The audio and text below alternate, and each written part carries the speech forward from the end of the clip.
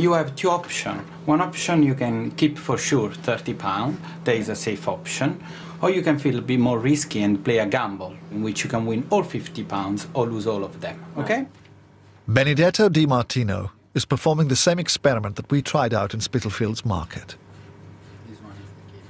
By performing the gambling experiment in the fMRI scanner, Benedetto is hoping to see what is going on in the brain of the person making decisions in the face of loss or gain.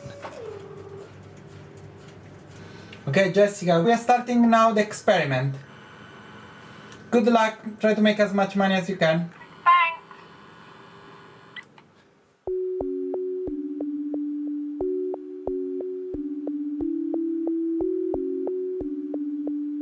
Each new loss or gain scenario is called a frame. Benedetto's experiment contains hundreds of variations on the theme. Pairs of identical choices presented in subtly different ways. Across the board, just as in the street experiment, the loss frames produced more inclination to gamble than the gain frames.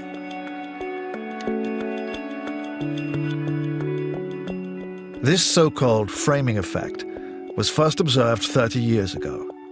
Psychologists discovered that if a decision is taken to avoid a loss, it will be a bolder, more aggressive decision than one taken to merely achieve a gain. The idea is called prospect theory and explains an awful lot of apparently irrational decisions.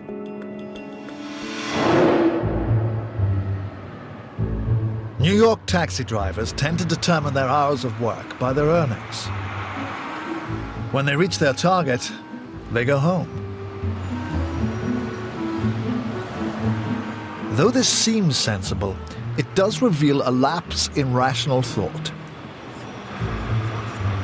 Because on slow days, the taxi driver, motivated by the loss of not reaching the target, will work for more hours than on a fast day, where the gain of greater earnings, once the target has been quickly reached, does not produce the desire to continue working.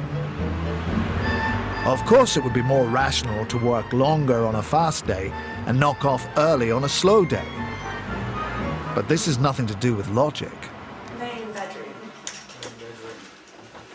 Perception of loss or gain drives human decision-making in every aspect of existence, from choosing where to live Dylan doesn't like it.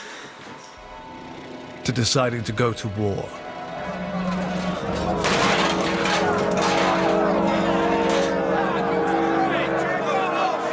Prospect theory observes that we are not always rational about decisions.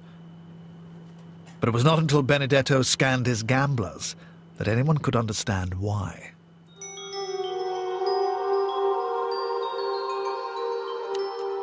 What we found, and what was already described 30 years ago by prospect theory, the fact that people are not completely rational, and also that the fact that the emotion, they play a big role in the decision.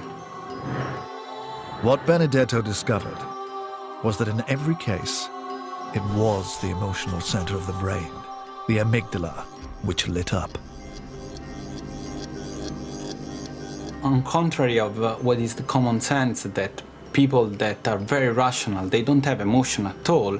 We found that every one of us process emotion, but there are some people who can kind of control this initial emotional response that every one of us has.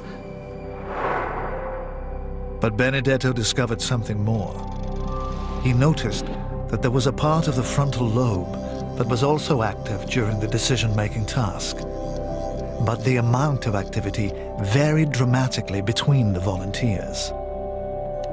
And what we think this area was doing was practically controlling the emotional response. So everyone has an initial emotional response, but there are people that can control this emotional response better with their frontal lobe, and they can just practically approximate a more rational behavior, a more consistent behavior. The reason that we are able to make rational decisions at all is because of our magnificent frontal lobes. Ours are almost 5 times bigger than our closest relatives. What's more, our unique mix of brain cell types means that our frontal lobes can out-decide even the greatest great ape.